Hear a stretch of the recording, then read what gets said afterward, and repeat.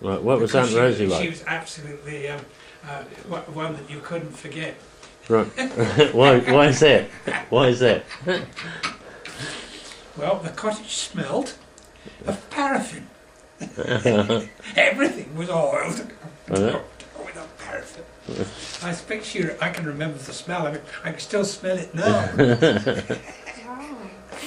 And she had this garden room.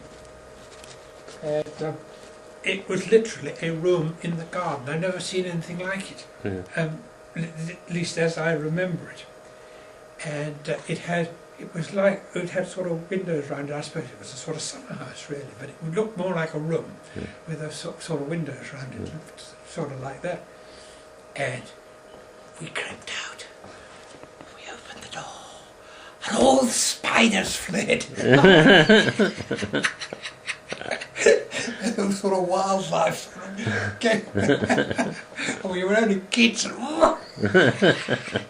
And we entered into this wonderful room that probably hadn't been touched for generations, and full of furniture and cobwebs and everything. I don't know whether you ever read about Miss Havisham, you know. It's like that. I've got the picture. Situation. And whenever we went there, she called it.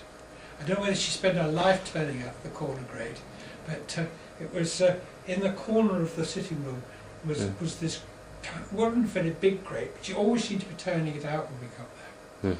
And when she eventually died, my father had to go through every book, and she had quite a number of books in the house, because she hid pound notes. We had pound notes in those days. She hid pound notes in books, because it was a sort of secret store for her. And every book Father had, he got several £100 actually that way, and that was a lot of money in those days. I think it was £200 or £300 he found lying about in various places, and most of them were in books. Very clever.